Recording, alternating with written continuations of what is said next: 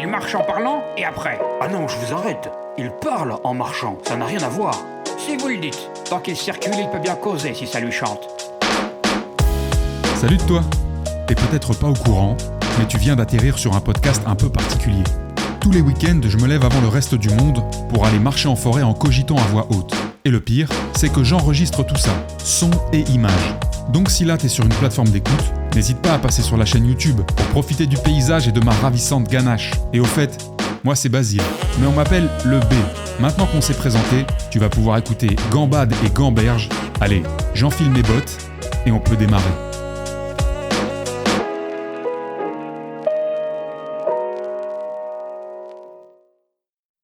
Ah, vous êtes là, vous. Comment ça va ? Prêt pour ce nouvel épisode, j'espère. On attaque tout de suite dans le dur parce que je me suis rendu compte avec le temps au fil des épisodes que peut-être que parfois les intros, en tout cas la réactivation du dialogue entre guillemets était un peu longue, surtout pour quelqu'un qui enchaînerait un auditeur ou un viewer fidèle qui enchaînerait les épisodes les uns à la suite des autres, ça peut être un petit peu long. Donc on attaque tout de suite dans le dur. Aujourd'hui, j'ai envie de vous parler de plein de trucs. Alors déjà, on n'aura pas d'orage qui va nous tomber sur la gueule aujourd'hui.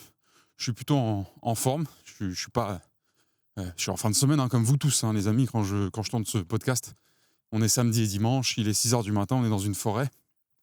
Donc, aujourd'hui, je voudrais qu'on parle de pas mal de trucs. Sur le chemin, je pensais aux fausses bonnes idées. En tout cas, aux idées qui sont bonnes sur le papier, puisqu'on parlait des idées dans les épisodes précédents, et je vous ai rabâché 10 fois que moi... l'émanation d'idées, la créativité, c'était quelque chose qui occupait une énorme bande passante dans ma vie. Du coup, ça serait pas mal que je vous parle de certains cas où c'est arrivé et ce que ça peut avoir comme avantage, mais aussi comme travers. Donc j'aimerais bien qu'on parle de ces idées, fausses bonnes idées, et de ce qu'il ne faut pas faire quand on a une fausse bonne idée. Et j'ai une petite anecdote à vous raconter à ce sujet-là. Ça parle de business, de prospection, etc. Donc ça peut être cool. Ensuite, il va falloir qu'on touche quand même 2 mots. Juste pour le kiff, juste pour le fun, sur ce qui arrive à Threads.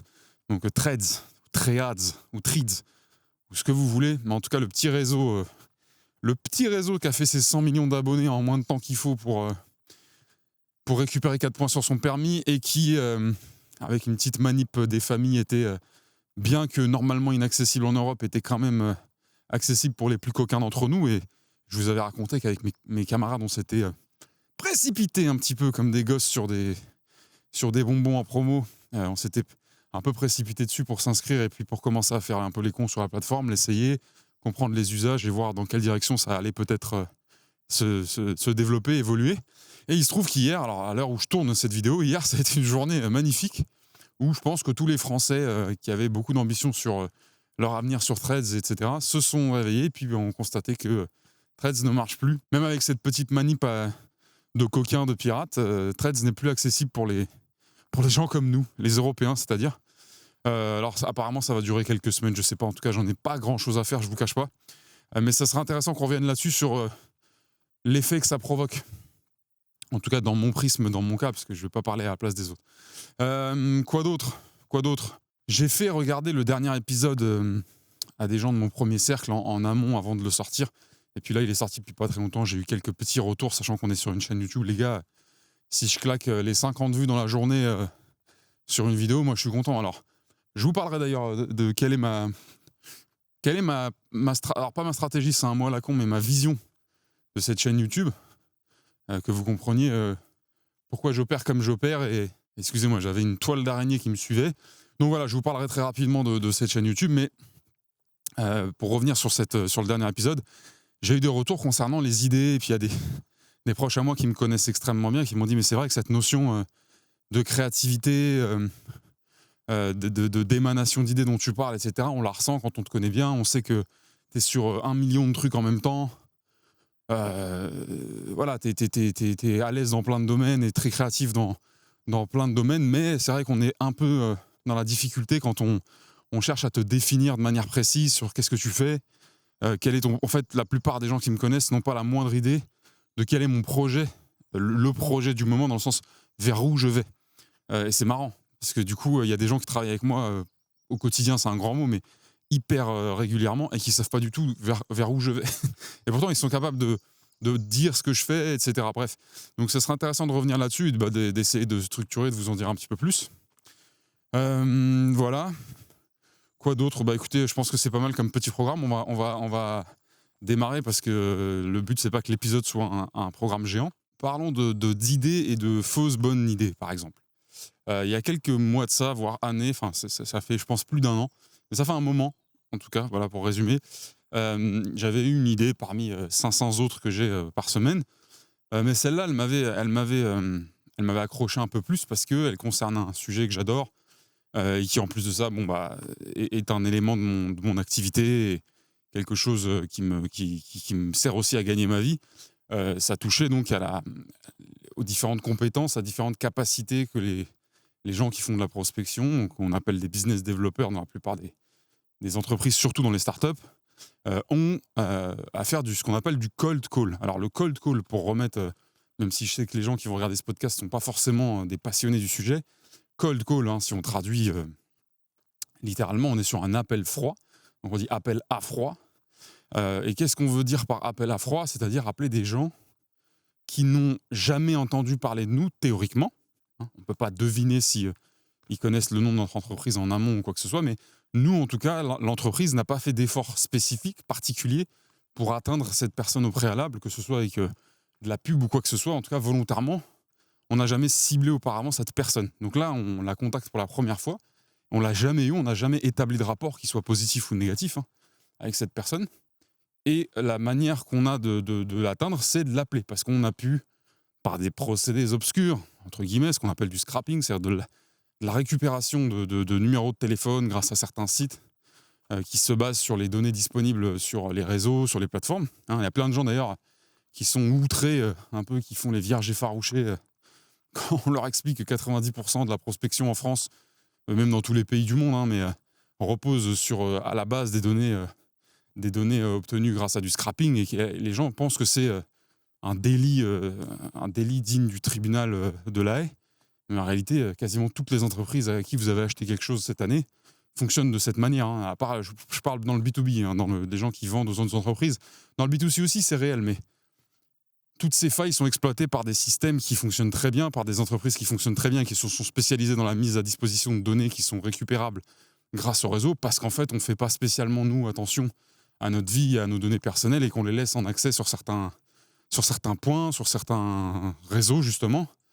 Et du coup, derrière, il ne faut pas s'étonner s'il y a des gens qui exploitent ça. Ça a tellement de valeur de pouvoir contacter quelqu'un en fonction de qui il est, en fonction de ce qu'il est capable d'acheter, de ce qu'il est capable de dire et de savoir.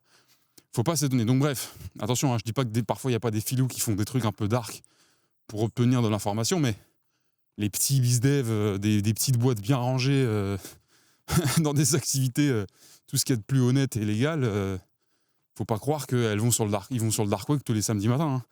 Ils obtiennent ce qu'ils obtiennent de manière très simple en payant des solutions. Donc je m'égare, mais je reviens, c'était pour vous donner un petit peu de culture ou de data à ce niveau-là pour ceux qui en manquaient. Donc le cold call. Donc moi, le cold call, c'est quelque chose sur lequel j'ai beaucoup travaillé. J'ai beaucoup exécuté moi-même, mais j'ai aussi beaucoup travaillé pour comprendre pourquoi et comment cette discipline, cette discipline posait autant de problèmes aux gens. Quand je dis qu'elle pose problème aux gens, c'est que à la fois, c'est quelque chose que personne n'a vraiment envie de faire. Alors vous verrez forcément des gens qui vont vous dire que le cold call, c'est toute leur vie, qu'ils adorent ça, qu'ils font ça toute la journée, et que si demain ils devaient arrêter, ils seraient malheureux. Moi, j'arrive pas à croire ces gens-là. J'ai un problème dans mon programme interne. Je ne crois pas à ces gens-là. Je sais pas, j'arrive pas. Et pourtant, j'en ai rencontré un paquet des gens. Alors, 99,99% des humains que j'ai rencontrés sont tous allergiques au cold call, bien que la plupart de ceux dont je vous parle le pratiquent quotidiennement. Attention, je vous dis pas que personne ne le fait, je vous dis que personne n'a intrinsèquement envie de le faire. C'est un peu comme ce dont on parlait avec Stéphane Carapel et Oussama dans un des derniers épisodes Entre nous, qui est un autre podcast que je vous invite à aller découvrir si ce n'est pas déjà fait. On parlait de très rapidement, on est passé sur les gens qui parlent de réincarnation, vous savez, qui disent qu'ils croient aux vies antérieures, etc. Alors évidemment, chacun est libre d'avoir son point de vue sur ce sujet-là, mais il y a toujours ce truc un peu bizarre de se dire, à chaque fois qu'on tombe sur quelqu'un qui croit en ça, qui prétend croire en ça, c'est toujours un ancien roi, un ancien seigneur, un ancien héros, un ancien truc incroyable. Et si on fait le compte, ça voudrait dire qu'en fait, tous les gens à qui on parle dans l'humanité qui croient aux vies antérieures sont tous des anciens rois. Sauf que à l'époque dont on peut supposer que leur vie antérieure se passait, il y avait un roi pour 10 millions de gueux, entre guillemets, de paysans qui vivent dans la misère, etc. Donc ça nous fait toujours rire de tomber que sur les rois, en fait. Donc c'est pour ça qu'on disait qu'on avait un peu de mal à croire ces gens-là. On n'a rien contre leur intention d'aimer cette idée des vies antérieures, etc. On n'a rien contre quoi que ce soit, ils peuvent croire ce qu'ils veulent, mais nous, on a du mal à les croire, eux. Ben moi, c'est un peu pareil avec le call, j'ai du mal à croire les gens qui me racontent qu'ils sont épanouis, épanouis de manière débordante et qui sont subjugués de plaisir par cette discipline et qui ne peuvent pas s'en passer et qu'ils adorent ça. Moi, je pense que personne n'aime ça. Personne n'aime faire du call. Même les gens qui touchent 10 000 euros par call. Enfin, je pense pas que ça existe. Mais je pense que même si ça existait, bah, ces gens-là n'aimeraient pas le call. Donc, c'est très simple pour ceux qui ont du mal à se représenter de quoi il s'agit. Il s'agit d'appeler une personne qui ne vous connaît pas, qui ne vous a jamais demandé de l'appeler, qui en plus de ça, on va parler de l'écosystème français, donc qui en plus de ça est française, et donc qui a un comportement à la française. Et on sait que les Français, c'est pas les gens les plus agréables du monde, c'est pas les gens les plus polis du monde, les mieux éduqués. Alors attention, pas de généralisation. Il y a plein de gens qui appellent des prospects et ça se passe super bien, qui sont adorables. Mais dans le réflexe naturel, le comportement réactif naturel d'un Français ou d'une Française, quand on le dérange sur son téléphone, surtout qu'on vient de vivre dans ces dernières années une surutilisation de l'appel à froid par certaines structures comme le pseudo-CPF, les trucs de climatiseurs, l'énergie, les opérateurs téléphoniques, on a développé dans notre ADN une allergie, en fait, une réaction épidermique à ça. Donc c'est un peu malgré nous qu'on ait des ordures au téléphone, entre guillemets. On va être hyper sec, on va fermer, on va raccrocher à la gueule, on va se braquer instantanément, en fait. On va prendre ça comme une offense. Et dites-vous que c'est le métier de certains jeunes, de gens, enfin, il y a beaucoup de jeunes dans le tas, d'appeler toute la journée. Et c'est pas parce qu'ils kiffent, c'est pas parce qu'ils aiment. Parce que je vous dis, personne n'aime ça. C'est leur métier. Eux, ils se lèvent, vous levez le matin pour faire ce que vous avez à faire, et je vous souhaite de vous lever le matin pour quelque chose qui vous épanouit. Eux, ils se lèvent le matin pour faire ça. Donc quand vous les avez au téléphone, pensez-y. Attention, je vous parle pas des centrales d'appel un peu dégueulasses, là, les trucs offshore qui sont basés à l'île Maurice, au Maroc, à Madagascar, etc. Alors les pauvres gens qui pratiquent ça et qui vivent dans ces conditions-là, parce que on parle de gens qui vivent dans des conditions très difficiles, qui sont payés. Alors c'est même plus des lance-pierres, là, c'est des lance-brindilles. Mais on reconnaît facilement ces plateformes d'appel-là, c'est toujours la même chose. Là, je ne vous parle pas de ces plateformes-là, je parle vraiment de gens qui sont basés en France, dans des boîtes françaises, qui travaillent au profit des boîtes françaises pour lesquelles ils appellent. Donc voilà, c'est leur métier. Donc revenons-en aux faits. Moi, je ne crois pas les gens qui me disent qu'ils aiment le call. Et dans ma courte carrière à ce niveau-là, dans la vente, la prospection et compagnie, j'ai beaucoup aidé, que ça peut être en interne comme en externe, ou des amis, etc. J'ai beaucoup aidé de gens à être plus à l'aise avec le call. Il y a pas mal de gens qui font ça. Moi, j'ai une approche qui est un petit peu différente des autres, puisque je considère que c'est pas quelque chose qu'on peut apprécier, le call. Donc, j'essaie pas en fait de convaincre les gens que c'est quelque chose de bien, que c'est quelque chose d'agréable, parce que moi-même, je le crois pas. Je supporte pas le call. Si je peux m'en passer dans la journée, je m'en passe. Mais en fait, quand à un moment donné, c'est ton métier ou c'est ton business ou que t'as pas le choix pour obtenir, s'il faut que j'en fasse 5000 par jour, j'en fais 5000 par jour et je bégaye pas. Mais à aucun moment, je vais venir te raconter que j'aime ça. Le problème, c'est que quand parfois des gens sont plus ou moins bons, parce que faut les voir, les gens qui disent qu'ils sont carrés et qui sont forts en call. Après, quand tu leur demandes les chiffres et que tu les suis, tu te rends compte qu'en fait, ils sont juste lambda. Mais c'est juste que c'est la première fois pour eux qu'ils atteignent un certain niveau qui est juste normal, en fait, voire normal moins. Mais voilà, c'est un enthousiasme auto-contenu qui fait qu'ils perdent un peu la lucidité sur le reste de l'environnement et des gens qui font la même chose. Bon, j'ai dérapé sur la dernière phrase, je ne sais plus comment elle devait se terminer, mais elle devait certainement être très bien. Donc je vous disais, j'accompagne pas mal de gens régulièrement sur des sujets de formation. Ah oui, non, je vous disais, pardon, voilà, c'est ça.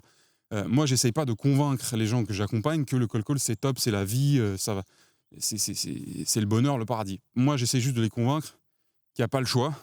Enfin, je vais pas les convaincre qu'il n'y a pas le choix, mais que leur job, c'est de taper dedans et de traverser le sujet, de traverser l'obstacle de la manière la plus, efficace pour les résultats possibles, et 2, la moins corrosive, la moins pénible et dégradante. Quand je dis dégradante, c'est pas en termes d'amour-propre, mais que ça va le moins les abîmer.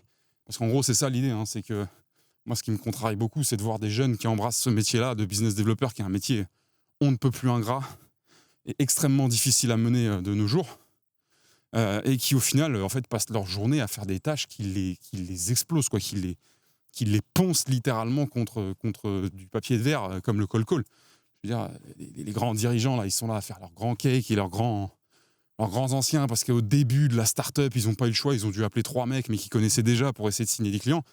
Après, ils embauchent des minots qu'ils embauchent 90% du temps en alternance et qui vont forcément, dès qu'ils vont avoir une secousse ou un petit problème, virer au bout de 4 mois sans même se poser la question de si ça va avoir des conséquences. Mais ça, c'est un autre sujet, on y reviendra. Vous sentez que ça me tend un petit peu. Les grands dirigeants, là, les grands managers et tout machin, qui ont pratiqué 2 secondes 6 en 10 ans pour dire on l'a fait, on est des anciens, qui vous racontent un peu ce qu'ils veulent sur le temps du passé. Alors ça vaut pour tous les métiers. Les anciens qui vous disent qu'avant, ils faisaient 18 000 fois le chiffre que vous faisiez. Et en plus, ils le faisaient mieux, ils le faisaient avec plus d'éthique. Et ils le faisaient sans dormir, sur un pied, sans manger, etc. Bref, tout ce genre de Mongoliens qui tirent n'importe quel business vers le bas, ils ne se rendent pas compte en fait qu'ils embauchent des minots pour leur demander de faire quelque chose toute la journée qui les pulvérise, quoi. Donc voilà, j'accompagne beaucoup de gens sur ce sujet-là. C'est long en fait, il faut que j'accélère un petit peu pour en venir aux faits. Parce que ce qui m'intéresse, c'est de juste vous dire que cette idée-là, c'était une mauvaise idée. Et vous ne savez même pas de quelle idée je parle encore. Donc, moi à la base, je forme des gens comme ça sur demande ou en petits groupes ou en fonction des écoles où j'interviens ou en interne si j'avais pu être à certaines époques dans des boîtes avec des gens qui pratiquaient cette discipline. Donc, de toute façon, le cold call fait partie d'une seule vraie discipline qui est la prospection. Alors, à moins que vous soyez un sales qui fait tout de A à Z, c'est-à-dire qui prospecte en plus qu'il vend, le cold call, ça concerne que ce type de sales dont je viens de parler, ou les business développeurs, les gens qui font du développement commercial pour les entreprises. Ça s'arrête là après. Ou alors c'est que vous êtes fondateur et que vous avez une petite structure et que vous n'avez pas encore vos premiers clients et que vous avez besoin de prospecter et donc que vous le faites. Et ça, je vous félicite de le faire parce qu'il faut absolument le faire le plus tôt possible. Donc le cold call, ça concerne assez peu de gens, mais ceux que ça concerne, ils savent très bien la douleur que ça représente. Donc j'en forme quelques-uns, etc. Et puis au bout d'un moment, je me suis dit, il faut quand même essayer d'élargir ma capacité à aider les gens sur cette discipline. Donc j'avais commencé à produire du contenu, des écrits, de la structure, de la méthode pour très vite faire progresser quelqu'un à ce sujet. J'avais un concept en or, etc. Et je voulais appeler ça le Cold Call Club. En gros, ce que je voulais, c'était créer vraiment alors je ne sais plus sous quel format ça devait se passer, sous une newsletter, enfin bref. Mais en tout cas, je voulais créer vraiment une horde de gens qui pratiquent et qui sont investis dans l'écoute et l'analyse des contenus que je produisais pour progresser eux-mêmes dans leur pratique. C'était pas c'était pas du divertissement ou de l'éducationnel pur, mais vraiment de la pratique exposée avec du feedback très, très rude et très direct. Bref, et donc je voulais appeler ça Cold Call Club. Je sais pas, je tombe comme ça m'arrive 18 000 fois par an. Je tombe un peu amoureux de l'idée et je me dis super, je commence déjà à imaginer l'ADA, les trucs comme ça, la manière de structurer, de distribuer. Et je me mets en tête de faire un truc qu'il ne faut jamais faire, mais que moi je fais systématiquement à l'amont de mes projets. Quand une idée me charme et me donne envie de la retenir, je vais checker si tout ce qui m'est passé par la tête, c'est disponible au niveau nom de domaine, marque, etc. Et là, je ne sais pas pourquoi. Donc, si, je sais. Et donc là, je me rends compte, en faisant des recherches, que le nom de domaine que je cherchais, à savoir Cold Call Club, donc moi, je voulais pas appeler ça... je voulais pas que ce soit coldcallclub.com ou ce que vous voulez. Je voulais que ce soit coldcall.club, étant donné que l'extension de domaine .club existe. Donc, je vais regarder ça sur les sites de recherche adéquats. Alors, un petit tip qu'un de mes potes dev m'avait donné. Quand vous cherchez un nom de domaine, pour voir s'il est disponible, évitez, alors je ne sais pas si c'est de la paranoïa ou pas, je ne suis pas allé vérifier, c'est un mec en qui j'ai confiance qui m'a dit ça, évitez d'aller le chercher sur les sites trop mainstream, genre votre site hébergeur ou Ionos ou même Google, etc. Évitez d'aller le taper pour voir si ça existe, parce qu'en fait, apparemment, de ce que mon pote me disait, il y a des gens qui surveillent ça de manière très fourbe, qui sont embusqués, et en fait, quand ils voient qu'un nom de domaine a un volume de vérification important, et ben ces chiens de la casse, qui sont donc des mecs qui se targuent en plus de pratiquer ce qu'ils ont comme métier, c'est des brokers en nom de domaine, ils achètent le nom de domaine dans le seul et unique but de vous empêcher de l'acheter vous et de vous le revendre très cher en faisant ce qu'on appelle littéralement du chantage au projet. Parce qu'en fait, vous avez un projet que eux n'auront jamais dans leur vie, vous avez besoin d'un nom de domaine, eux ils comprennent que vous avez besoin d'un nom de domaine, donc ils le prennent avant vous, et au moment où ça va devenir important, ils espèrent que vous allez être suffisamment habité par l'engagement de générer ce projet et d'aller au bout, et donc que vous allez leur racheter. Et des gens, ils gagnent leur vie comme ça depuis des années. Et ces gens-là, je pense que si leur espèce disparaît, c'est pas grave. Je pense que c'est mieux. C'est d'ailleurs des gens que j'ai croisés à plusieurs reprises sur ma route, sur mon parcours ou sur celui d'amis à moi qui ont monté des projets. C'est des gens que je trouve répugnants. C'est infect. C'est-à-dire que c'est même pas de la spéculation type j'ai investi dans quelque chose et je vais essayer de le revendre plus cher. C'est que là, en fait, c'est comme si quelqu'un arrivait dans une ville où il y a des maisons, des terrains à vendre, etc. Et que, dans le but simplement de faire de l'argent, il allait tout acheter pour empêcher les gens d'entrer dans cette ville et qu'après, le seul moyen d'obtenir l'invitation, c'est de passer par lui et de payer. Alors eux, en plus, ils font pas des marges, vous voyez, à 10%. Ils font des marges à 4 millions de pourcents. C'est-à-dire qu'ils achètent le nom de domaine 1 € et ils vous le revendent. Alors j'exagère, mais il y a des cas où ils vont vous le revendre 37 000. Et c'est pas une blague, ça existe pour de vrai.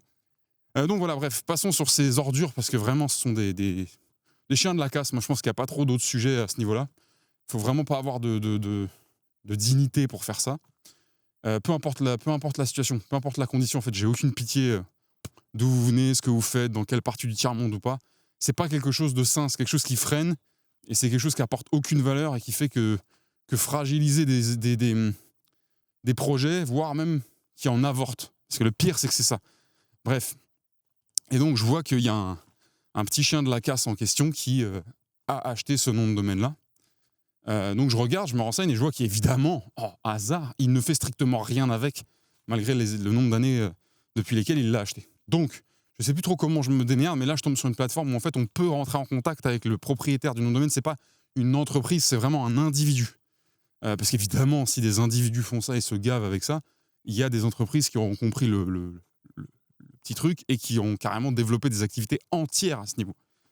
Donc voilà, donc je repère notre ami qui est, je crois, en Amérique du Sud, un homme d'affaires d'Amérique du Sud, comme il se présente, et je rentre en contact avec lui. J'obtiens ses coordonnées et au début, donc j'ai un réflexe un petit peu...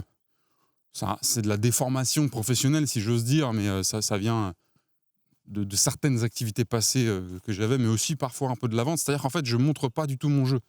Je vais juste me renseigner sur, déjà, est-ce que c'est bien lui qui détient ce nom de domaine, si c'est bien une petite ordure, comme je le pense, entre guillemets, alors sans le dire comme ça, mais s'il a bien juste acheté pour torpiller le ou les personnes, là où les personnes qui voudraient le racheter, et qu'il n'est pas en train de développer un projet, parce que si à l'arrière vous rentrez en contact avec le mec qui vous dit « Ah non, mais moi en fait je suis en train de monter ci, je suis en train de monter ça », bon bah vous vous dites « Bon, dommage pour moi, parce que ça aurait été le nom de domaine que j'aurais rêvé d'avoir, mais tant mieux, ça va être un autre projet, voilà, c'est quelqu'un qui a été plus rapide que moi et qui a fait quelque chose de bien. » Enfin, de bien, qui a fait quelque chose en tout cas. Donc voilà, je prends juste les infos, mais je n'explique pas qui je suis, j'explique pas ce que je veux, et surtout, j'essaye de pas trop montrer d'intérêt.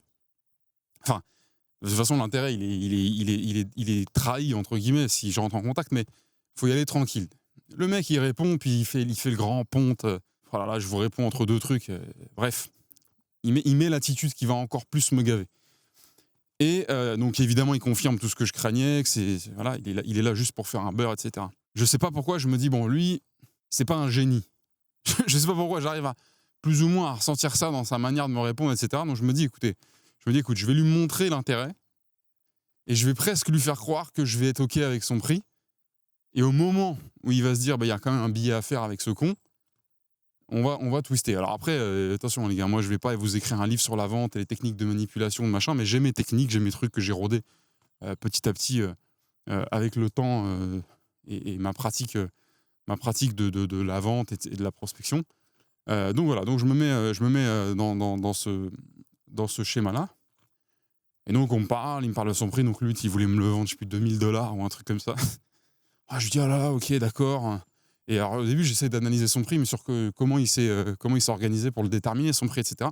Et donc il me fait toute une espèce de laïus sur le cours du truc, de la demande, du potentiel. Enfin, il essaye de faire vraiment une expérience commerciale, ce qui est assez inutile, mais drôle de voir jusqu'où les mecs ils sont prêts à aller justifier leur cupidité et leur ridicule initiatives de spéculation, même si ça doit être très rentable pour que ce genre de sous-personne le fasse, c'est que ça doit être très rentable. Donc, je le pousse un peu dans le truc et on en vient à discuter, ok, comment on fait pour payer, quoi.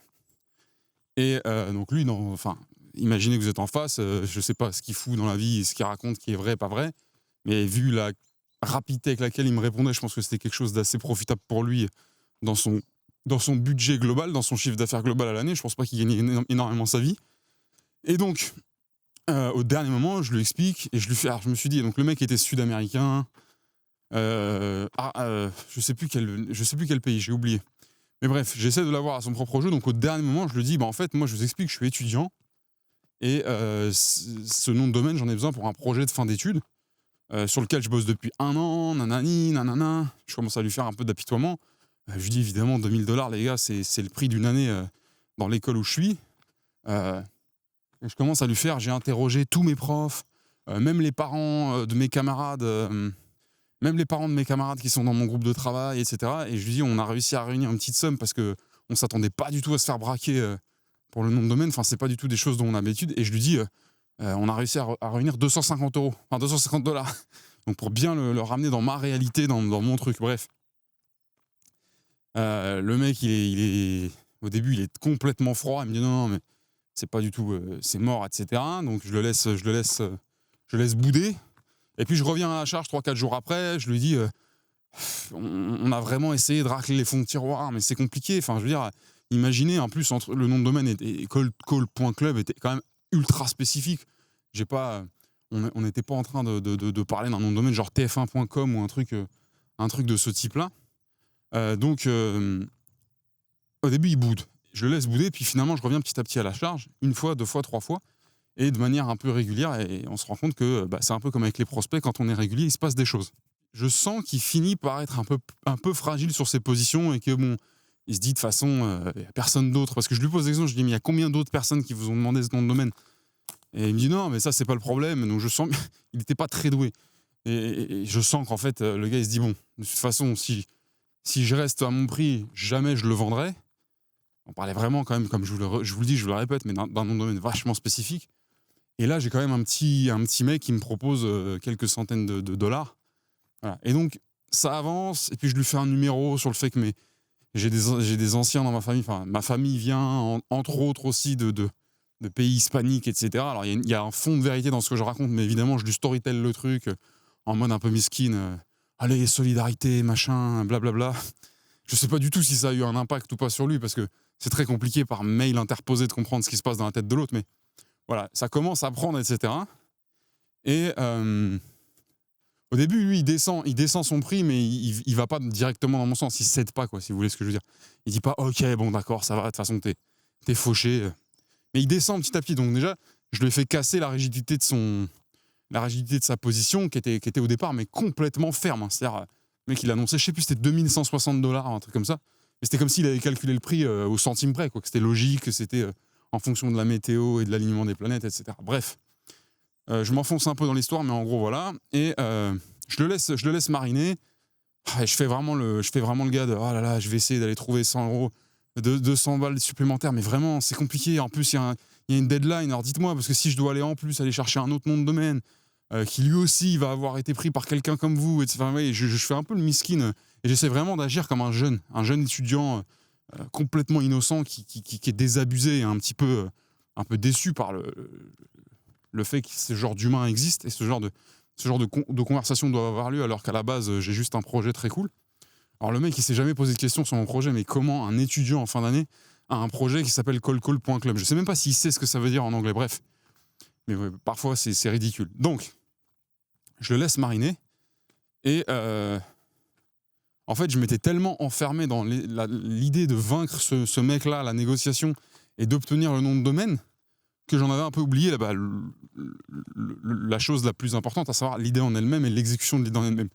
Au final, on me branche sur un projet en même temps, donc je suis un peu occupé, je laisse un peu le truc de côté, 1 semaine ou 2, et en revenant de ce projet-là, je me remets dans mes papiers, et puis je reprends un peu le fil de tout ça, et là, c'est une apparition.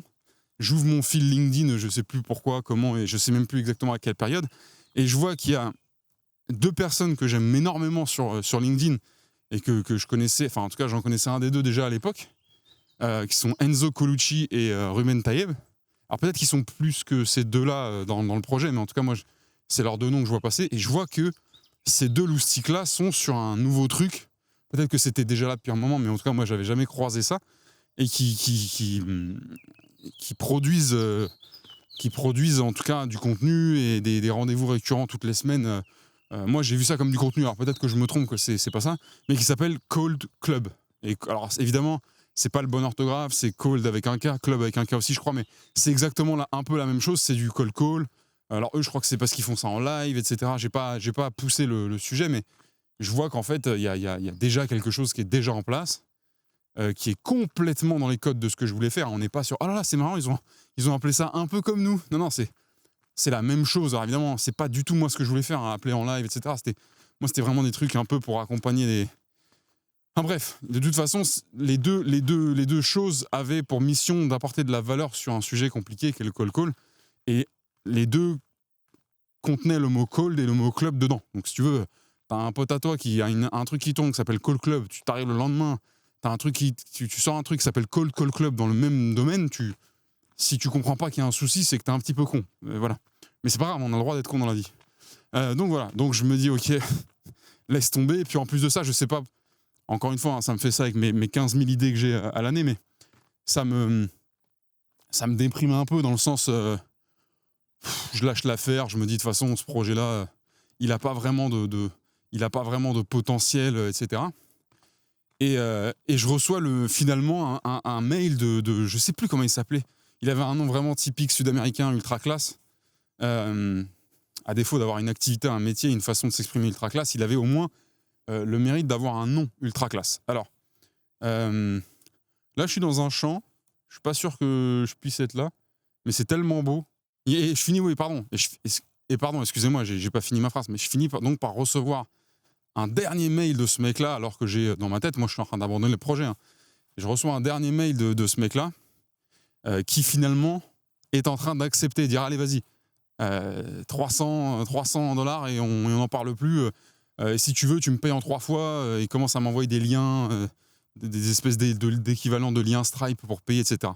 Et là, je me dis, bon, c'est dommage parce que de toute façon, je le ferai jamais. Mais j'étais fier d'avoir réussi, entre guillemets, ma petite négociation, sachant que malheureusement pour moi, il n'y avait aucune chance pour que j'obtienne gain de cause gratuitement. De toute façon, je pense que jamais il aurait cédé ce nom de domaine gratuitement. La seule chance que j'avais que ça m'arrive, c'était qu'il ne l'ait pas pris pour sa gueule avant que j'ai l'idée de mon projet. Mais voilà, c'était extrêmement long, mais le but de tout ça, c'était de vous expliquer que parfois on a des idées, on va s'enfoncer dans des détails techniques, dans des négociations, dans des phases en fait du projet qui devrait arriver mais 1000 fois plus tard, alors que de toute façon on ne va pas exécuter le projet parce que déjà il y a le même projet qui existe déjà et en plus c'est des potes à vous qui l'ont fait.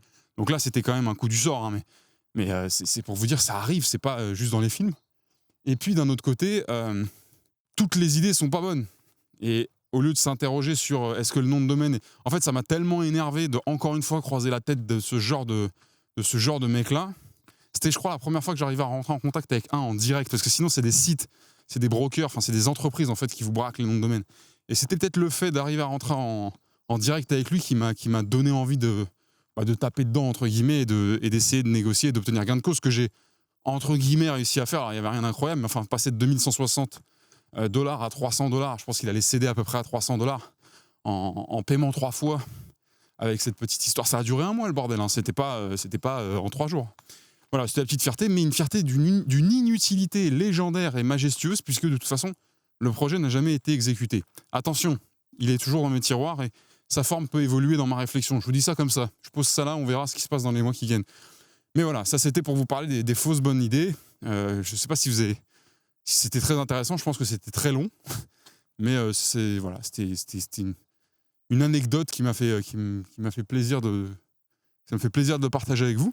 Bon, maintenant qu'on a parlé de ça pendant 3 plombes, on peut enchaîner sur le sujet suivant.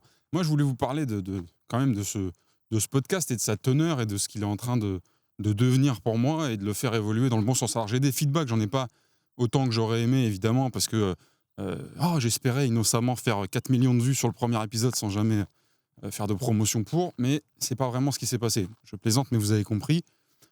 C'est toujours très très dur d'initier un mouvement, de mettre de l'énergie dans un truc de zéro total, parce que au début, il n'y a pas d'inertie, il n'y a pas de force, il n'y a pas encore de momentum, et donc de retour extrêmement utile à l'itération. Mais attention, je vous dis pas du tout ça en mode oh là là, je perds espoir à quoi. Je sais que ça fait partie de l'équation. Le but du jeu, c'est que cette phase où on n'a pas assez de matière pour faire évoluer le contenu de la bonne manière en itérant vers ce qu'attend l'audience tout en l'alignant avec ce qu'on a envie de faire, cette phase-là, il faut qu'elle dure le moins longtemps possible. C'est la difficulté. En tout cas, plus elle dure, plus il faut continuer et pas lâcher, et plus c'est la détermination, la discipline et la persistance, voire l'obstination qui maintient le podcast en vie, alors qu'une fois que cette phase se termine et qu'on peut rentrer donc dans l'expérimentation, dans le bidouillage, dans le bricolage, jusqu'à aller vraiment dans l'optimisation, là, il y a de la créativité, il y a du plaisir, il y a « oh là là, est-ce que ce que j'ai modifié là, ça va leur plaire ?» Est-ce que... Enfin voilà, il y a une vraie interaction. On sait qu'on est en train de servir un projet interactif. Donc n'hésitez pas, si vous avez envie de mettre un terme le plus vite possible à cette phase de démarrage, d'amorçage, qui est totalement naturelle et normale, il faut pas péter les plombs.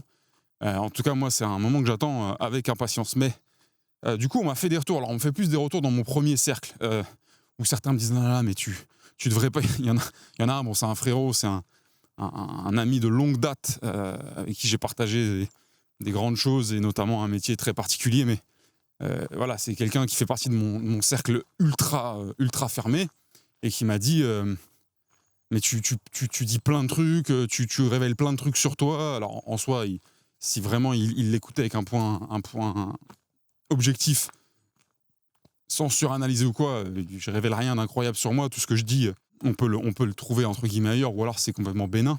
Mais voilà, il s'inquiète du fait que je révèle des choses. Alors je dis à un moment donné, si tu veux partager, si tu veux donner, si tu veux expliquer, et si tu veux alimenter en contenu une audience, il y a un moment donné, il faut que tu révèles des choses. Ou alors c'est les quelques chaînes, vous savez, où je ne sais plus comment ça s'appelle, les no-face, les chaînes YouTube ou les trucs comme ça, où on ne voit jamais en fait la personne qui crée le contenu ou qui parle, etc. Moi, c'est pas mon cas, hein, vous avez bien compris. Au contraire, moi, c'est montrer ma gueule, très drôle, le plus fréquemment possible, et être... alors, je supporte pas le mot authentique, j'ai envie de gifler les gens, mais qui l'utilisent à tort à travers, mais c'est la gifle qui est pas plein crâne, la gifle qui va un petit peu être trop courte, mais en fait, elle est volontairement trop courte, du coup, elle vient vraiment lifter les lèvres et la joue, plus que de mettre un gros coup violent en pleine tête. C'est la gifle qui pique, pas la gifle qui fait mal, tu vois. Voilà, c'était une divagation de violence matinale, c'est intéressant. Mais le retour le plus intéressant qu'on m'a fait sur ce podcast incroyable, qui doit cumuler 25 vues dans le monde entier, c'est on comprend pas trop. Alors encore une fois, hein, c'est un peu biaisé parce que c'est quelqu'un qui me connaît, c'est quelqu'un de mon cercle, mon premier cercle. On comprend pas trop si gamberge, ça veut dire que tu vas réfléchir en temps réel devant la caméra à des sujets un peu globaux, philosophiques, etc. Ou si tu vas réfléchir à ce que tu fais, à ce que tu es en train de faire. Enfin, je ne sais pas si je m'explique correctement, mais en gros, l'un de mes proches, un de mes fidèles amis, camarades, pensait que j'allais philosopher, entre guillemets, parce qu'il sait que c'est quelque chose que j'adore, avec les gens avec qui je suis le plus en flow, et avec qui je passe vraiment des grands moments de réflexion, de raisonnement, des belles discussions, vraiment pas du tout bridées par le débat, mais plutôt dopées et sous stéroïdes grâce à la créativité et au raisonnement commun. Ça peut être des gens comme Oussama, ça peut être des gens comme des gens dans ma famille, ça peut être, tiens, c'est le moment de se caler un petit jingle, ça peut être Thomas Rivol, ou son petit frère Maxime. Mais voilà, il y a plein de gens comme ça avec qui j'ai des belles conversations. Parfois, ça a la chance d'être enregistré dans un podcast, c'est pas toujours le cas. Enfin, en tout cas, je pense que 99% des conversations incroyables que j'ai eues sont pas du tout dans les podcasts. Mais du coup, la personne qui me fait cette réflexion sait que c'est quelque chose de très important pour moi. Et lui, il s'est dit, en fait, ton podcast, c'est ça, c'est que tu crées un environnement où tu peux vraiment avoir ce genre de réflexion philosophique, de recul, de raisonnement, de flow, pour ceux qui ont suivi les récents épisodes. Et évidemment, peut-être qu'en fait, dans l'ADN originel de mon idée sur ce podcast-là, peut-être qu'il y avait de ça. Peut-être, hein, c'est un peu compliqué pour moi de revenir au moment où j'ai eu l'idée, mais c'était peut-être ça le truc. En fait, là, je suis au bord d'un étang, mais il est tellement beau que je fais des tours de l'étang. Voilà. Ça n'a aucun intérêt de faire cette observation, mais je vous le dis. Je vais vous le montrer parce que je suis pas un bâtard quand même, je partage. Mais voilà. Regardez-moi cet étang incroyable. Donc, on revient sur ma tronche, parce qu'on est quand même là pour ça. Je dis que je sais pas, oui, mais non. Mais surtout qu'en fait, en réfléchissant à cette question, je me dis, mais attends, mec, 6h du matin dans une forêt, après avoir enchaîné une semaine de barbares pour la plupart des cas, 2 fois par semaine, si j'avais osé avoir la prétention de pouvoir philosopher et déverrouiller les grands mots de l'humanité grâce à ce podcast-là, en sortant des fulgurances intellectuelles toutes les 3 minutes dessus, là, il y a un problème de surestimation. Alors, c'est pas grave, de surestimation de moi-même. Ça aurait pas été grave, hein, c'est pas un grand délit, sachant que je pense que c'est quelque chose dont souffre l'essentiel de l'humanité occidentale. Mais c'était vraiment pas ça. C'est-à-dire que jamais j'aurais pu me dire, ah bah oui, mais bien sûr, à 6h du matin, je vais être là et ça va parler de Spinoza, on va apporter des ultra grands concepts et on va les développer, puis on va régler le problème de la faim dans le monde, pour caricaturer. Non, c'était pas ça. Mais donc, du coup, pourquoi gamberge ? Parce que gamberge, c'est parce que je sais que la marche me fait cogiter. La marche me fait avoir des idées. Alors, je vous ai expliqué la semaine dernière que mes idées peuvent être mes ennemis, et sont la plupart du temps mes ennemis plus que mes amis. Donc voilà, mais gamberge, en fait, ça pourrait être plus le fait de gamberger sur ma situation. Alors, d'ailleurs, il faut que je vous parle d'un truc tout à l'heure sur une nana qui a complètement pété les plombs sur LinkedIn sur un de mes posts, mais qui m'a fait beaucoup rire et qui, malheureusement, je pense par rage, m'a bloqué, donc avec qui j'ai pas pu rentrer en contact, mais qui m'a fumé littéralement. Mais voilà, il y a un côté, parfois quand on peut arriver sur ce podcast-là, où je suis tout seul alors c'est pas ma forêt, mais dans une forêt, avec mon micro, ma vie et mes conneries à vous raconter, où je vous parle de, parfois comme là, ma situation, c'est normal que vous ayez un ressenti complètement nombriliste. Vous dites, mais le mec, en fait, mais vous voulez que je vous parle de quoi, les gars ? Je suis pas historien, je suis pas chercheur en macroéconomie. J'exécute des choses au quotidien, mais qui forcément sont mon quotidien. Donc évidemment, si vous n'avez pas envie d'entendre parler de moi, si vous n'avez pas envie d'entendre parler de ce que j'aimerais faire, etc., ou de certaines anecdotes, même si ça m'intéresse de parfois vous parler d'autres gens, de vous dire qui j'ai rencontré, etc., mais vous avez bien compris que là, je vous emmène avec moi dans ce que... Alors la catégorie YouTube, elle me fume aussi, c'est journaux personnels. Vous voyez, non, c'est la catégorie de podcast, pardon. C'est pas sur YouTube, c'est sur Spotify, dans la classification de quelle catégorie appartient à votre podcast, c'est les journaux personnels. Vous avez bien compris que là, je vous embarque avec moi pour être avec moi. Donc, si je suis un peu une kryptonite pour vous et que ça vous fait pousser des plaques sur les fesses de m'écouter parler, moi, je vous veux pas de mal. Je veux que vous puissiez continuer à vous asseoir et pas à vous gratter toute la journée. Donc, n'hésitez pas en fait à partir. Et si vous voulez claquer la porte en partant, en me lâchant un petit retour qui fait mal dans les commentaires, mais faites-le. C'est pas grave en fait. Moi, je vous en voudrais jamais de ça. Y a aucune bonne raison, mais ne m'en voulez pas de faire ce que j'ai à faire dans mon coin avec mes trucs. Et moi, je viens pas vous rémunérer pour être là. Je viens pas vous. Mais voilà, tout ça pour dire qu'en gros, y a peut-être un côté ressenti un peu auto-centré, mais c'est le but. C'est le but de cette. Alors, j'allais dire catharsis, mais c'est pas du tout ça. Mais c'est le but de ce format. Vous verrez. Alors, j'espère que j'ouvre pas ma gueule pour rien. Mais en tous les cas, je suis en train de faire d'autres trucs à côté, c'est juste que c'est pas sorti. Mais vous verrez que je proposerai d'autres sujets, d'autres formats de podcast où on parle absolument pas de moi. Ou si on en parle, c'est parce qu'on a besoin de prendre un exemple tangible dans la vraie vie par rapport au sujet que j'aborde et que je vais pas aller inventer des exemples ou utiliser des exemples dont je maîtrise pas vraiment les tenants et les aboutissants, alors que j'ai un exemple très simple et que je maîtrise dans mon propre vécu. Mais du coup, ce petit podcast-là, aujourd'hui, c'est le seul truc, à l'heure où je l'enregistre, ce ne sera peut-être pas le cas quand vous le regarderez, mais à l'heure où je l'enregistre, c'est le seul truc disponible sur ma gueule, en dehors des interventions que j'ai dans certains autres podcasts ou du podcast Entre nous qu'on a avec Oussama sur sa chaîne. Mais c'est normal que vous disiez, mais en fait, le gars, sa vie, c'est de faire Gambas des Gamberges. Pas du tout. Gambas des Gamberges, c'est deux bouts de matinée par semaine, un le samedi et un le dimanche, entre 6h du matin et 8h, 8h30. Et 7h, 7h30, pardon. Mais c'est 2h30, ça ferait beaucoup. Donc en fait, c'est rien, c'est insignifiant. Mais alors là, je suis en train de me justifier et c'est pas du tout ce qu'il faut faire. Mais ce que je veux dire, c'est que j'espère que très vite, quand je déploierai plus de contenu, plus de choses qui ne touchent pas qu'à mon petit nombril, à ma petite personne et à ma petite auto-perception, vous comprendrez que ça, c'est juste un exercice qui me permet en fait de relâcher la pression, d'évacuer les réflexions que je peux avoir, de vous parler aussi de manière simple. Parce que quand on est là sur LinkedIn et qu'on veut vendre sa boîte, quand on veut se donner un style, quand on est dans un format, quand on est étriqué par une structure, un script, etc.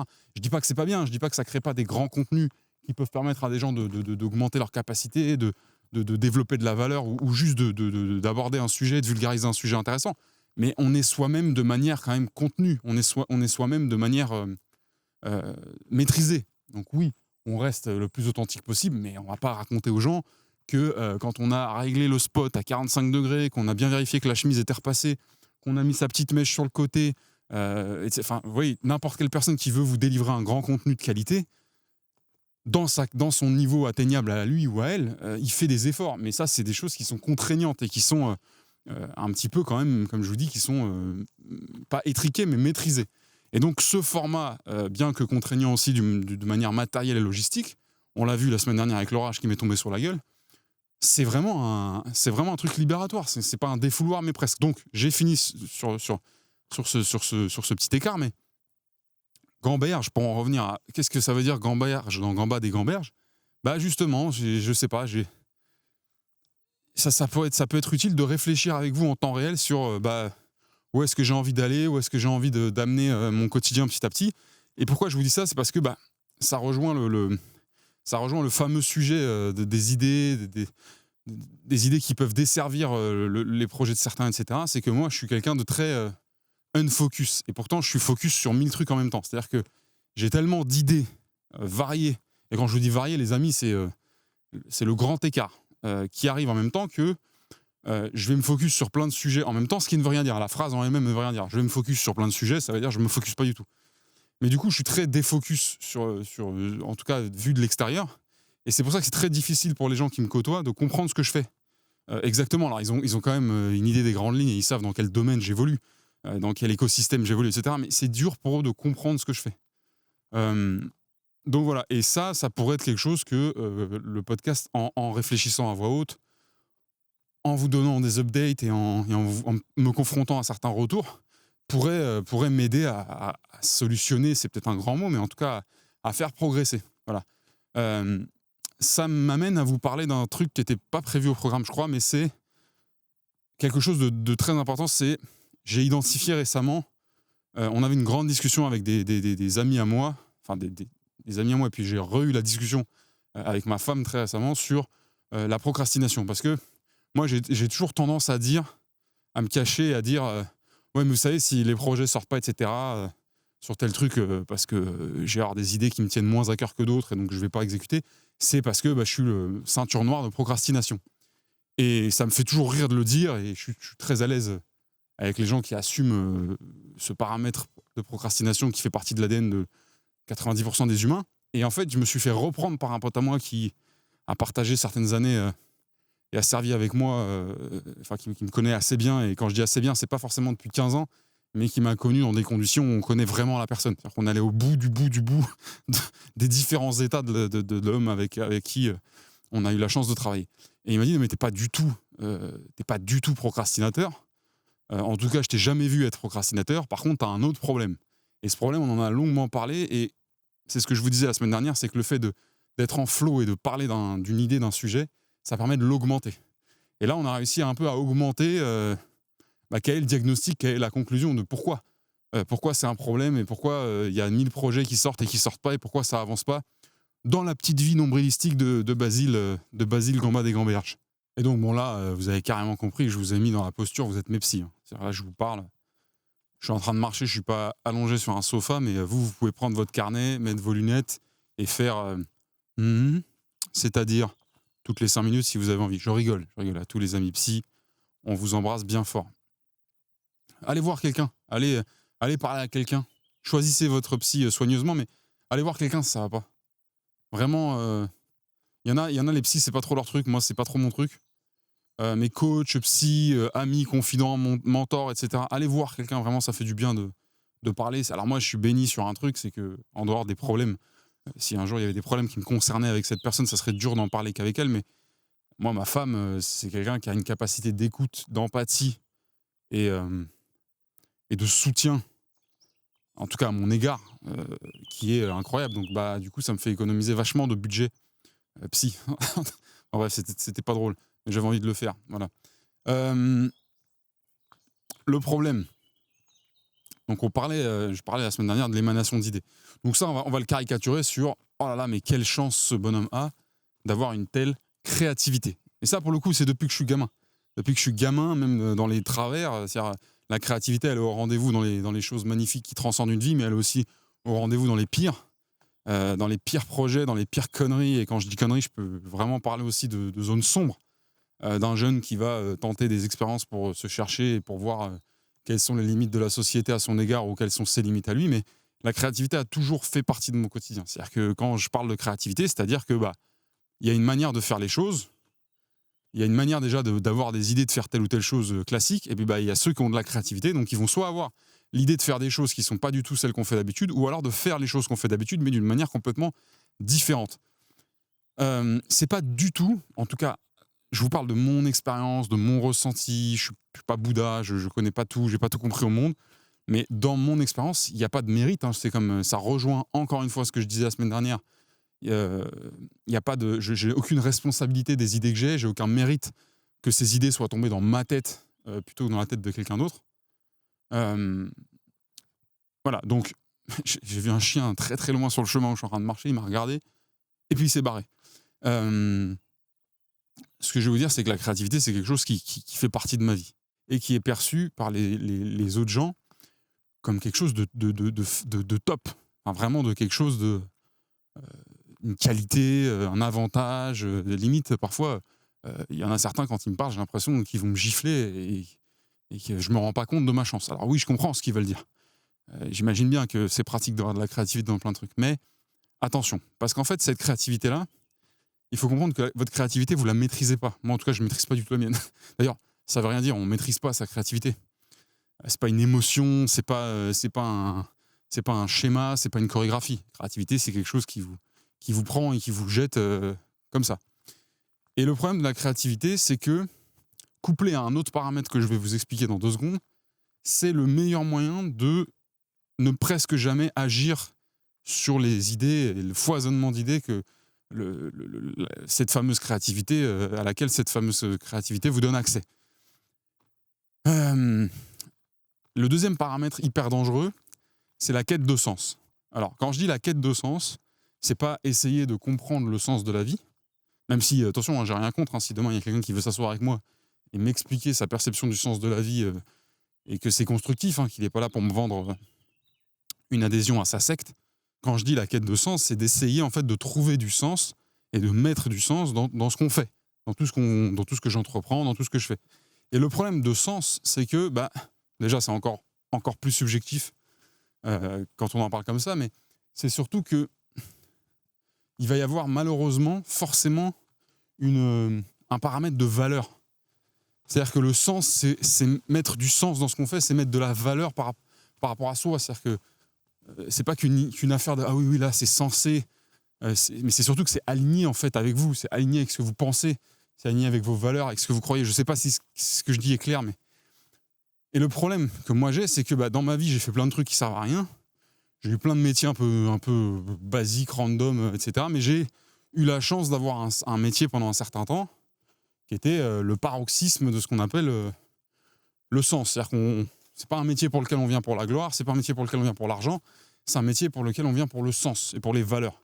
Et bref, donc tout ça pour vous dire que une fois qu'on a ça dans son échantillon, dans son éventail, dans son référentiel de sens, c'est extrêmement dur de s'en défaire et de revenir, si vous voulez, à des niveaux de sens normaux. Alors, attention, il y a des niveaux très élevés de sens dans 1001 métiers, dans 1001 initiatives, dans 1001 projets, et parfois le sens est bien plus là qu'on le pense. Mais si demain, vous développez une boîte qui propose de commander votre pizza plus vite, depuis votre smartphone, je suis OK. Il y a plein de « oh là là, oui, mais vous comprenez, c'est avec des scooters électriques qui roulent au vert. » Oui, bref. Mais vous pouvez pas me raconter que ce genre de boîtes-là qui pullulent et qui sont... Alors, ça peut être n'importe quoi, la nouvelle marque de chaussettes à la mode. J'ai aucun problème avec... faites du business, créez de la valeur, créez de la richesse et faites vivre des gens. C'est génial, il n'y a aucun souci sur le sujet, mais c'est pas un sens en soi. OK ? C'est pas un sens. S'enrichir soi-même, c'est pas un sens. Et c'est pas grave, c'est OK. moi-même, c'est un de mes objectifs. Et pour autant, ça n'a pas un sens profond. Voilà ce que j'appelle le sens. Et le problème, c'est comme je vous disais, quand dans son référentiel, on a touché des pics de sens très élevés, on a du mal à revenir et à se contenter, voilà, je cherchais le mot tout à l'heure, on a du mal à accepter de se contenter d'un autre niveau qui à nos yeux est plus bas, mais qui en fait, il n'y a pas vraiment d'hiérarchie, c'est nous qui décidons de le voir ainsi.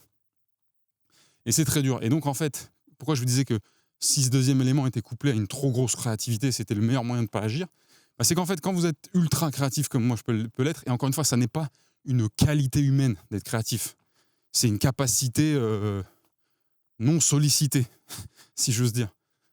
Mais quand vous avez ce truc-là, vous avez une idée. Je vous donne le schéma classique. Vous avez une idée, cette idée, elle explose dans votre tête et elle vous donne d'autres idées. Moi, c'est vraiment en arborescence que ça fonctionne. C'est-à-dire qu'il y a une idée qui prend la traction de la machine et boum, ça explose et ça part dans tous les sens. Et c'est pour ça que c'est génial dans mon esprit. Oh là là, il y a ci, il y a ça, et puis on pourrait faire ça, et puis ça va donner ça, et puis tiens, tel nom, ça serait incroyable, et puis on pourrait mettre un tel, etc. Bref, ok. Et puis il y a le moment où c'est comme un petit chétan, un petit démon qui est caché et qui se met sur mon épaule de temps en temps, qui vient comme ça, là, il fait fais voir. Ouais, mais est-ce qu'il y a du sens? Voilà. Et là, se met en route un branle-bas de combat dans mon esprit, de confronter, de déconstruire mon idée sous le prisme du sens, avec l'exigence que j'ai pu connaître à une certaine époque de ma vie et qui n'est plus du tout d'actualité dans ce que je fais aujourd'hui. Enfin, je veux dire, même si demain je deviens le meilleur dans mon domaine, je ferai jamais que de dispenser de la connaissance, des enseignements qui sont dans le monde business, entrepreneurial, vente, etc. Alors c'est très bien, c'est important, mais on va pas sauver le monde avec ça. Donc du coup, là, ça commence, si vous voulez, à flotter un petit peu, à être en turbulence, et arrive un moment où ça passe pas à l'action, du coup, parce qu'on n'est pas sûr que le sens soit au rendez-vous, donc on essaye d'élargir l'idée, de la rendre plus coupante, plus intense en termes de, justement, de cohésion, de cohérence, pardon, etc. Et là, pourquoi la créativité est un piège? Parce qu'en fait, il y a une autre idée qui arrive.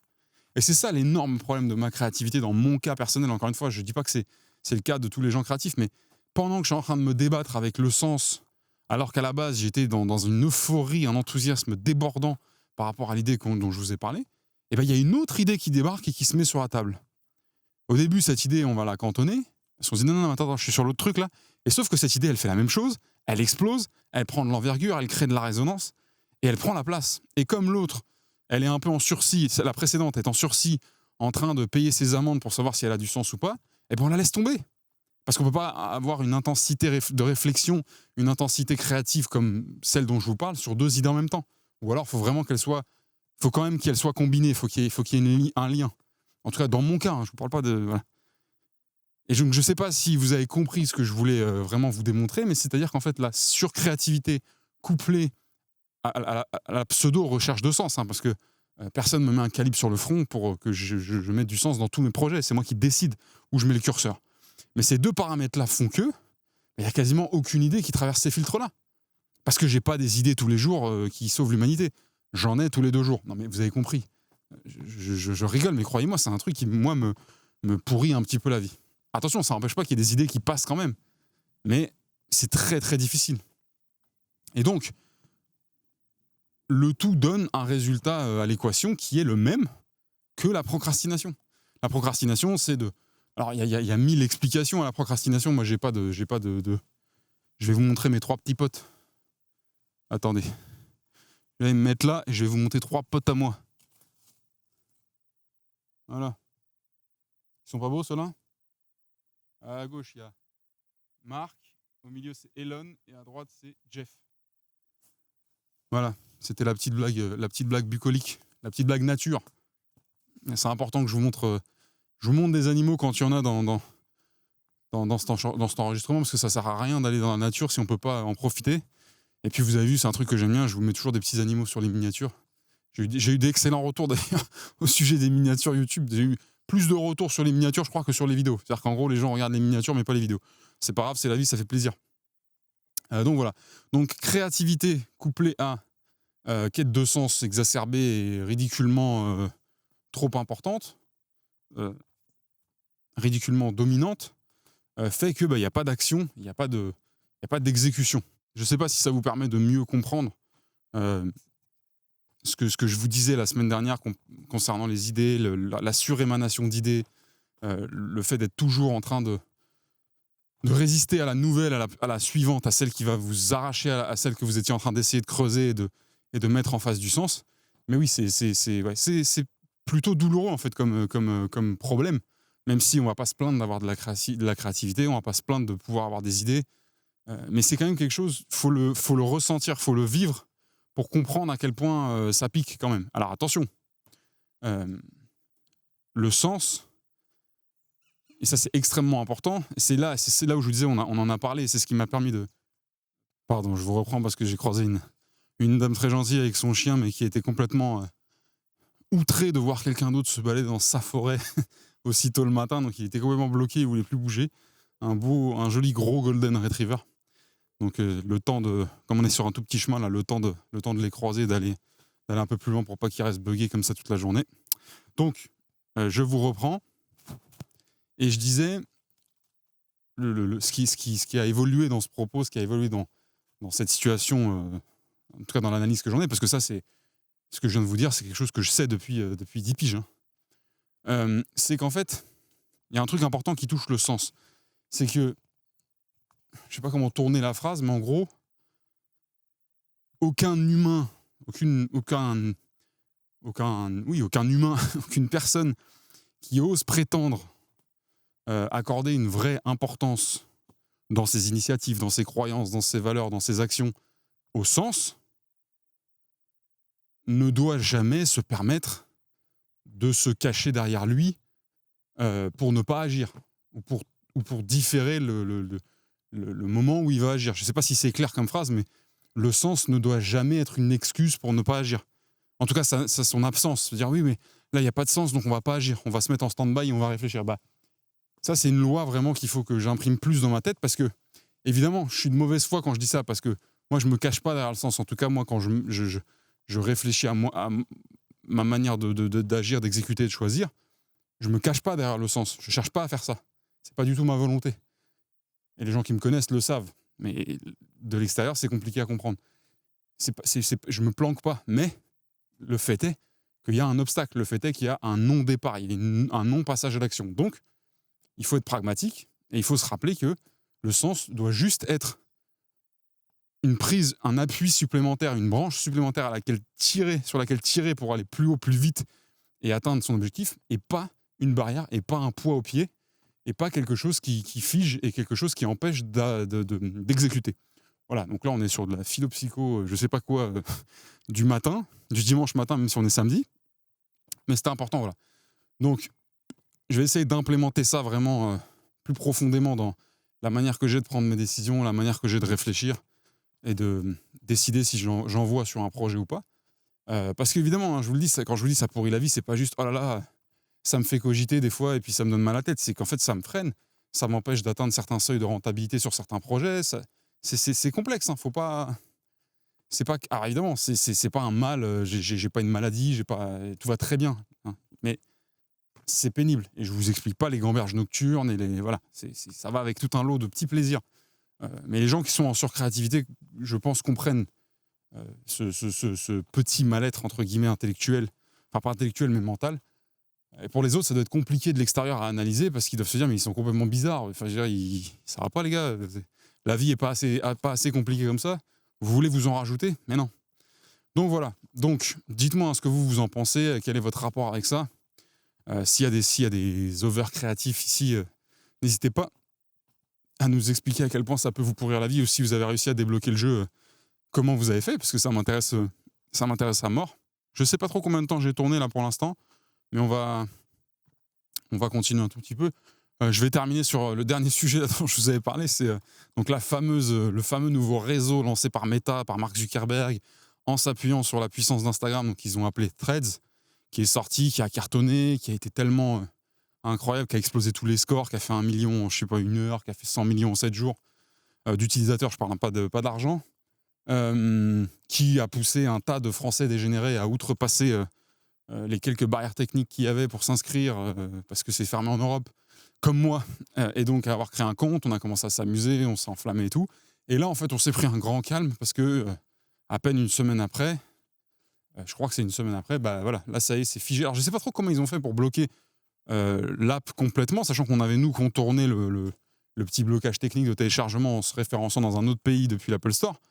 Alors, je sais bien, s'il y a des gens techniques qui m'écoutent, se dire, mais il est complètement con, évidemment, c'est facile de bloquer, il suffit de ci, il suffit de ça. Moi, je sais rien. Je me doute bien qu'il y a des manières simples d'empêcher quelqu'un qui utilise son téléphone depuis l'Europe d'atteindre l'application, ou en tout cas de pouvoir l'utiliser concrètement. Mais il y a quand même une initiative. Alors, moi, je ne suis pas monté au créneau. Il y en a certains, quand ils ont vu que c'était bloqué, ils ont pété les plombs, etc. Faut se dire qu'un réseau comme celui-ci, ça a des coûts monstrueux de serveurs à faire tourner, qui évidemment sont à perte au début parce que il y a un besoin de créer une vraie grosse force de lancement, etc. Mais je veux dire, on ne peut pas en vouloir à une entreprise qui s'est fait recaler, en tout cas qui ne peut pas encore marcher en Europe parce qu'ils ne sont pas du tout alignés avec nos exigences RGPD et compagnie, mais ils ne le seront jamais de toute façon. On ne peut pas leur en vouloir, étant donné qu'ils savent qu'ils sont fermés sur ce continent-là, sur ce continent économique-là, de restreindre l'accès, puisque ça veut dire que des Européens créent une utilisation non prévue pour l'instant de leur serveur, etc., etc. Même si c'est bien pour l'application, parce que ça lui crée une résonance supérieure à celle qui était prévue au départ sur juste le plan US et tout, mais quelque part, ça a des coûts. Donc je pense que c'est pour ça, et c'est pour aussi qu'il n'y ait pas de problème avec les gouvernements, etc., etc., que ce ne soit pas un peu le jour où ce sera une vraie question de l'autoriser en Europe et qu'ils n'arrivent pas en disant, de toute façon, il y a déjà X centaines de milliers de connards qui l'utilisent au quotidien, donc vous êtes au pied du mur, vous dites oui ou vous êtes des débiles. Je ne pense pas qu'ils veulent jouer ce jeu-là, je pense que c'est plutôt smart. Alors, j'étais pas dans le bureau pendant la réunion, les gars, donc je vous dis ça, c'est de l'impro total, mais voilà.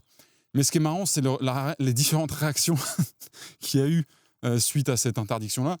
Alors moi, ça m'a pas fait chier dans le sens oh là là, c'est incroyable, mais c'est vrai que je commence à y prendre goût, même si j'avais un petit inconfort moi, sur Threads, c'est que je voyais de plus en plus de gens.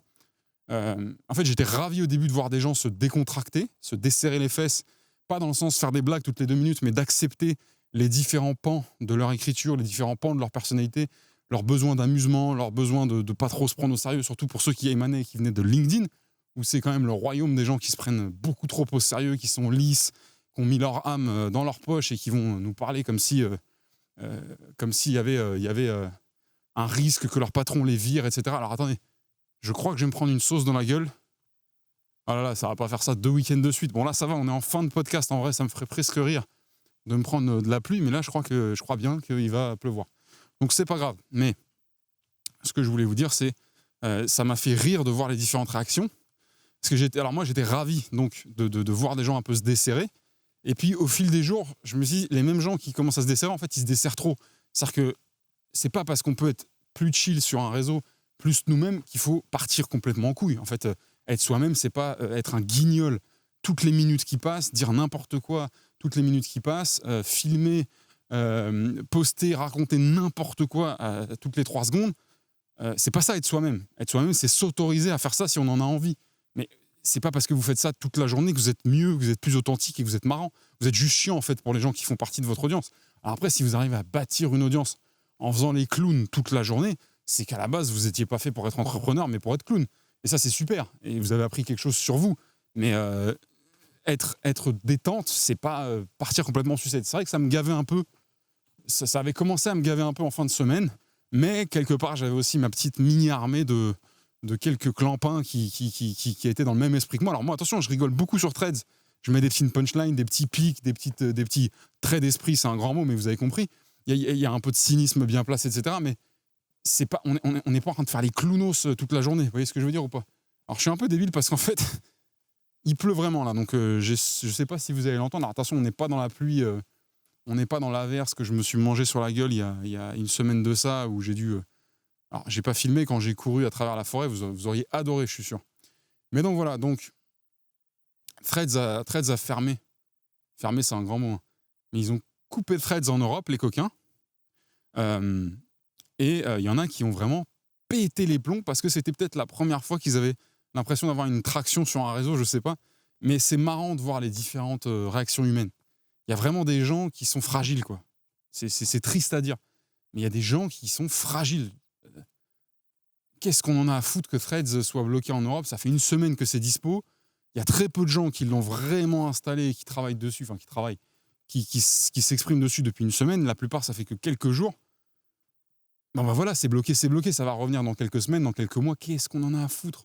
Qu'est-ce que ça peut faire? Il n'y a rien qui a été bâti avec Threads, il n'y a aucun... Vous voyez ce que je veux dire? Ça n'a pas d'impact. Il y en a qui pètent les plombs. Pourquoi? Et moi, j'ai ma petite théorie là-dessus. Ceux qui pètent qui ont le plus pété les plombs, mais qui, évidemment, aujourd'hui, on n'en parle plus. Hein, ça a duré 24 heures, le mal-être, et puis c'est réglé. Mais c'est les gens qui viennent de LinkedIn, justement. Parce qu'en fait, ça a été une telle libération pour certains, en termes de ligne éditoriale, si j'ose dire. Hein, parce qu'il faut aller voir la gueule de la ligne éditoriale, mais, et d'écriture, et de relâchement, et de prise au sérieux, etc., que c'est comme si on vous avait goûté une nouvelle cam hyper bonne et qui règle vos problèmes, un nouveau médicament, pour dire ça de manière plus légale, et que on vous dit, voilà, maintenant, vous n'avez plus qu'à prendre ça tous les jours, et vous allez vachement mieux vivre, etc. Et puis au bout de 5 jours, on vous dit, en fait, on a arrêté le médicament. On verra si on le remet sur le marché. Bon, je vais faire un truc bête, mais je vais passer sous une clairière. Je vais traverser une zone qui n'est pas abritée par les arbres pour pouvoir avancer, parce qu'il faut quand même que j'avance. Sinon, ça s'appelle plus Gambas et Gamberges, mais ça s'appelle Surplace et Gamberges. Déjà que j'ai l'impression de faire du surplace dans ma gamberge, alors si en plus je marche pas, ça va être un petit peu compliqué. On appellera ça on retitrera le podcast Immobile. Donc voilà. Donc c'était la fin de Threads cette semaine. Alors je pense que ça va revenir. Il n'y a pas un drama, il n'y a pas encore une guerre entre la France, l'Europe et Mark Zuckerberg. Alors il y a vachement de vent, il y a vachement de pluie. J'ai pas envie que ça devienne insupportable à écouter pour vous. Donc on va pas s'éterniser. On va pas s'éterniser 4000 ans. Mais voilà, c'était la fin de Threads. Moi, ça m'a permis de me rappeler que je suis beaucoup plus heureux quand je peux être vraiment incisif dans les messages, même si en soi, si vous regardez bien les quelques threads que j'ai fait, c'est très dans le ton de mes commentaires sur LinkedIn, c'est très dans le ton de la plupart de mes posts sur LinkedIn, mais le post LinkedIn, il y a une espèce d'intention c'est comme si on faisait une œuvre en fait, alors que c'est un post LinkedIn, c'est-à-dire que vous le publiez, 6 heures après, plus personne n'en entend parler, dans la plupart des cas. Donc voilà, c'est la fin. J'étais vachement pas inspiré par ce topic, ce sujet-là, mais bon, comme c'était pour finir le podcast, c'est pas très grave. Écoutez, demain, si tout va bien et s'il pleut pas des cordes, demain, rebelote, réenregistrement d'un épisode de Gambas des Gamberges. Cette fois-ci, je sais pas avec quel thème je viendrai, mais en tous les cas, merci à celles et ceux qui sont vraiment fidèles, dans le sens qu'ils vont jeter un œil. Alors je sais bien que la plupart n'ont pas le temps d'écouter l'intégralité de tous les épisodes, c'est même pas le but du tout, hein. Mais commencez à vraiment me faire vos retours si vous voulez voir le format évoluer, parce que c'est comme ça que ça se fera. Et je vous dis à très vite, je vous dis à très bientôt. Prenez soin de vous. Passez une belle semaine si vous regardez cet épisode en début de semaine. Et on se reparle très bientôt. T'es encore là? Je sais pas ce qui t'a poussé à rester jusqu'au bout, mais justement, ça m'intéresse. Avant toute chose, si la balade t'a plu, abonne-toi. Vraiment. Si tu le fais, ça va me rendre heureux. Quand je suis heureux, j'ai plus d'inspiration. Et ça se ressentira dans les prochaines marches. Si t'es sur YouTube et que t'as un grand cœur, et je sens que c'est le cas, tu peux m'envoyer de la force et du feedback en commentaire. Et pour me suivre ailleurs, trouve-moi sur LinkedIn. Je m'appelle Basile Vierne. Basile avec un E comme empereur à la fin. Et Vierne, ça s'écrit V comme Viagra, I comme imbroglio, E comme essuie-glace défectueux, R comme rien ne sert de courir, il faut partir à point, N comme narcotrafiquant, et enfin E comme encore merci et à très vite pour un prochain épisode. Bise. Mais alors à qui parle-t-il à la fin? À lui-même, paraît-il. Eh bien, on marche vraiment sur la tête, cher ami. Et si vous me dites en parlant, je vous en colle une.